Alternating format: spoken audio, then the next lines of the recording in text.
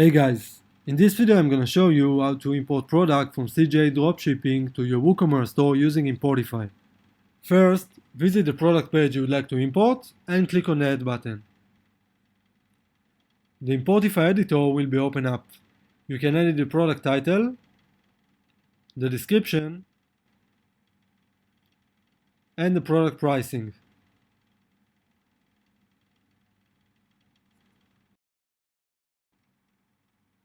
You can also link the product to a specific collection on your Woocommerce store. Once you're done, click on the Add to your store button.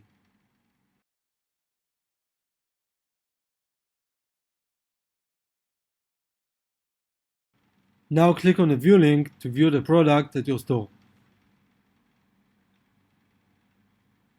And that's the imported product at our Woocommerce store. That's it. Thank you for watching this video. Please make sure you subscribe for our YouTube channel for more dropshipping tips and Importify updates. See you next time.